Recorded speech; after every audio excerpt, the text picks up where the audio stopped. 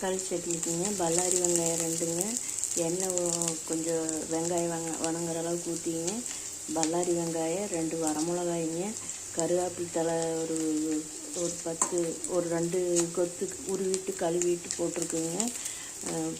தனியாக விதை மல்லி விதை கொஞ்சம் போட்டிருக்குங்க.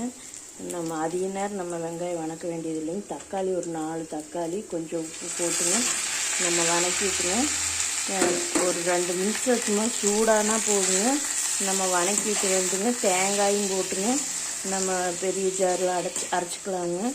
மல்லி விதை கொஞ்சம் குருணை இருக்குங்க, அதோட டேஸ்ட்டாக இருக்குங்க. நம்ம ஒரே மாதிரி செஞ்சு கொடுக்கறதுக்கு கொஞ்சம் வித்தியாசமாக செஞ்சு கொடுக்கலாங்க. இந்த மாதிரி நம்ம தேங்காய் ஒரு 1/4 மூடி தேங்காய்ங்க சின்ன சின்ன பீஸை நம்ம உள்ளேயே கட் பண்ணி போட்டுக்கலாங்க. நீள வாக்குலைங்க ஒரு 1/4 மூடி போட்டுக்குங்க. இப்போ நம்ம சூடானால் போதுங்க, ஃபேன் காற்றுல ஆற வச்சுங்க. 3 ஜார் மிக்ஸி ஜாரில் 2வது ஜாரில் போட்டுக்கலாங்க. தேங்காயுமே ஒவ்வொன்றும் கொஞ்சம் ரொம்ப பெருசாக இருக்கிறதெல்லாம் குட்டி குட்டியாக இருக்குங்க. இருந்தாலும் குழந்தையெல்லாம் கடிச்சு சாப்பிட்டுக்குவாங்க. அப்படி இல்லைன்னா நம்ம சின்ன ஜாரில் போட்டோம்னா ஒரு 2 தடவை போட்டோம்னா நம்மளுக்கு தேங்காய் எல்லாமே அரைச்சி வந்துடுங்க. நம்ம இதுக்கு தண்ணி கலக்க வேண்டியது இல்லைங்க. தண்ணி கலக்காமையே நம்ம அரைச்சி தாளிக்க வேண்டியது இல்லைங்க. உப்பெல்லாம் போட்டாச்சுங்க. எண்ணெய் ஊற்றிங்க. 2 பல்லாரி வெங்காயம் கட் பண்ணி போட்டுங்க. கருவேப்பிலை தலைங்க, பல்லாரி வெங்காயம் வணங்கினோன்னா ஒரு 4 தக்காளியும் ஒரு 1/4 மூடி தேங்காயும் நம்மளுக்கு போட்டு வணக்காச்சுங்க. சும்மா சூடானா போதும். இந்த இடத்துல இட்லி வேகுங்க. 10 நிமிஷம் வந்தால் போதும் நம்மளுக்கு. இது ஆறுறதுக்குள்ளே நம்ம அந்த மிச்சம் இருக்கிற தேங்காய் சட்னி அரைச்சிக்கலாங்க. அதுக்கு தேங்காய், பொட்டுக்கடலை, ஒரே ஒரு பச்சை மிளகாய்ங்க, உப்பு இது மட்டும் போட்டு நம்ம அரைச்சிக்கலாங்க கொஞ்சமாக. ஏன்னா தேங்காய் காலையில் சாப்பிட்றது நல்லதுன்னு சொல்கிறாங்க. இருக்க வேண்டிங்க நம்ம குழந்தைகளுக்கு தேங்காய் சட்னி கொஞ்சம் செஞ்சு கொடுக்கலாங்க. தக்காளி சட்னி விரும்பி சாப்பிடுவாங்க, அதுக்காக தக்காளி சட்னிங்க. இப்போ இட்லி 10 நிமிஷம் ஆயிடுச்சுங்க. ஸ்டவ் ஆஃப் பண்ணிட்டுங்க மேல் தட்டம் மட்டும்தான் வச்சுருக்குதுங்க. நம்ம மூடி எடுக்கிறதுக்கு சூடாக இருக்குங்க. நம்ம இது எப்படி இருந்தாலும் துணியை பிடிச்சிட்டு எடுக்கணும். இந்த டைட்டாக இருந்ததுன்னா நம்ம ஓரத்துலேங்க இப்படி கொஞ்சம் நம்ம ஸ்டவ் ஆஃப் பண்ணியிருக்குதுங்க. கொஞ்சம் மேலால் தண்ணி ஊற்றினோம்னாங்க நம்மளுக்கு இட்லி மூடி எடுக்கிறதுக்கு சௌகரியமாக இருக்குங்க. இட்லியும் நம்மளுக்கு ஈஸியாக வந்துடும்.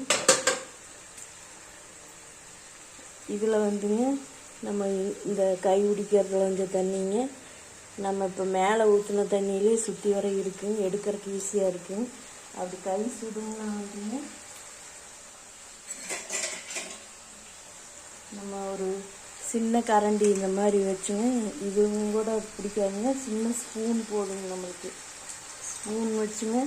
இதுலேயுமே ஸ்பூன் வச்சு 2 மேலே எடுத்து ஒரு தட்டில் வச்சு அப்படியே குப்புற கமுத்திங்க நம்ம மேலே எடுத்துக்கலாங்க. இப்போ நம்ம தக்காளி வணங்கிட்டுங்க ஆஃப் பண்ணிடலாங்க. நம்ம ஃபேன் காற்றுல ஆற வச்சு நம்ம மிக்ஸி ஜாரில் அரைச்சிக்கலாங்க. இட்லி எடுத்து ஹாட் பாக்ஸில் போட்டு வச்சுக்கலாங்க.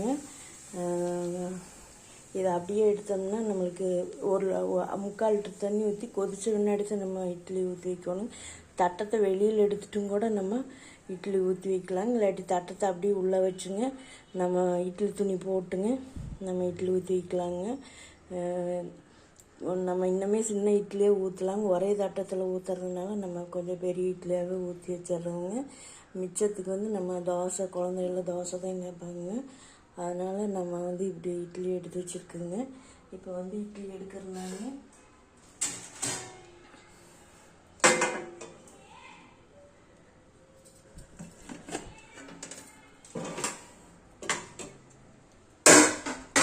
இந்த மாதிரி ஒரு தட்டில் போட்டுட்டுங்க நம்ம தண்ணி மேலே கொஞ்சம் தொளிச்சிக்கலாங்க. தொளிக்கலைனாலும் நம்மளுக்கு வந்துடுங்க. இந்த மாதிரி எடுத்தோம்னா நம்மளுக்கு இட்லி வந்துடுங்க. கொஞ்சம் லைட்டாக வெந்தயம் போடுறோங்க.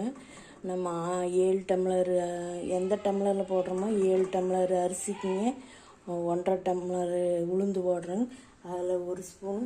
இப்போ நான் வந்து நம்ம இட்லி துணியை வந்து இந்த சுடு தண்ணிக்குள்ளேயே போட்டுடலாங்க. நல்லா ஊறிக்குங்க. அதுபோக ஏதாச்சும் நம்ம ஃபஸ்ட்டே க்ளீன் பண்ணி தான் போடுவேன். இந்த மாதிரி இட்லி பிடிச்ச மாதிரி தான் இருக்குங்க. நம்ம கொஞ்சம் இப்படி தனித்தனியாக எடுத்துக்கலாங்க. ஹாட் பாக்ஸில் போட்டு வச்சுக்கலாங்க. இந்த சட்னி அரைச்சிட்டுங்க நம்ம குழந்தைகளுக்கு அரைச்செல்லாம் கொடுத்துக்கலாங்க. இந்த மாதிரி ஊறிச்சுன்னா வந்து ஏதாச்சும் துணியை கொஞ்சம் பழைய துணியாக இருந்தாலும் நம்ம ஃபஸ்ட்டு நல்லா கழுவிடுவாங்க. இட்லி மாவு போட்டு நம்ம ஒரு வாரத்துக்கெல்லாம் புழங்காமல் இந்த துணியை வச்சுருந்தா இட்லி மாவுலேயே கொஞ்சம் போட்டுங்க கசக்கிட்டுங்க நல்ல தண்ணியில் ஃபில்டர் தண்ணியில் கழுவிட்டு மாவு ஊற்றி வைப்போம். இருந்தாலும் நம்ம இப்படி சுடு தண்ணியில் போட்டால் சீக்கிரம் ஊறிக்குங்க. நம்ம வந்து துணியும் நல்லா க்ளீன் ஆகிக்குங்க. இந்த துணி வந்து கட் பண்ணுறதுங்க நம்ம வந்து இப்படி இட்லி இது வந்து டிஷ்வாஷரில் வச்சதுனால கலர் மாறிடுச்சுங்க. ஈயப்பாத்திரம் வைக்கக்கூடாதுன்னு சொல்லுவாங்க. இட்லி துணி கட் பண்ணுறதுனாங்க ஒரு கதர் வேஸ்ட்டியோ நல்ல இதை அந்த நீளம்லாம் போட்டிருப்பாங்க. நல்லா கொதிக்கிற தண்ணியில் போட்டு அலாசிட்டுங்க. இல்லாட்டி நம்ம அதுக்குன்னே கடையில் காட்டன் துணி விற்கிதுங்க, அதை வாங்கிங்க நம்ம இந்த தட்டையவே வச்சுங்க. துணி வந்து கொஞ்சம் எக்ஸ்ட்ரா நம்ம ரவுண்டாக கட் பண்ணிடணுங்க. கொஞ்சம் மார்க் பண்ணி கட் பண்ணிட்டோம்னா நம்ம சின்ன தட்டத்துக்கு எது பெரிய தட்டத்துக்கு எதுன்னு தெரியாதுங்க. நம்ம போடும்போது மாறி போயிருங்க. அதனால் இதுக்கு வந்து கொஞ்சம் பெரிய சைஸாக கட் பண்ணிக்கணுங்க. பெரிய தட்டத்துக்கு. சின்ன தட்டத்துக்கு வந்து அதுக்கு இதே அளவு கூட கட் பண்ணிக்கலாங்க. இல்லாட்டி கொஞ்சமாக கட் பண்ணிக்கலாங்க. சின்ன தட்டத்துக்கும் அதே துணி, பெரிய தட்டத்துக்கு அதே துணி வர மாதிரி நம்ம கட் பண்ணி வச்சுக்கணும். ஒரே தடவையில் ஒரு 2 செட்டு 3 செட்டு கட் பண்ணி வச்சுட்டுங்க நம்ம நல்லா சுடு தண்ணியில் கொதிக்கிற தண்ணியில் போட்டோம்னா அந்த நீளமெல்லாம் நம்மளுக்கு போயிடும். அப்போ வந்துங்க நம்ம இட்லி மாவுலையோ ஏதோ ஒன்று நல்லா கசக்கிட்டுங்க நமக்கு ஒரு 2 தடவை நல்லா க்ளீன் பண்ணிவிட்டு அந்த துணி காய வச்சுங்க. நம்மளுக்கு வேணுங்கிற துணி மட்டும் 2 எடுத்துக்கலாங்க. இந்த வந்து ராகி சேமியா இந்த மாதிரி ஏதாச்சும் வைக்கிறதுனா நம்ம அதுக்குன்னு தனியாக துணி வச்சுக்கணும்.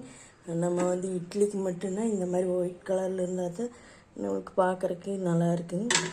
இப்போ வந்து இதோட வீடியோ முடிஞ்சதுங்க. இட்லி வந்து நம்ம வந்து ஹாட் பாக்ஸில் போட்டு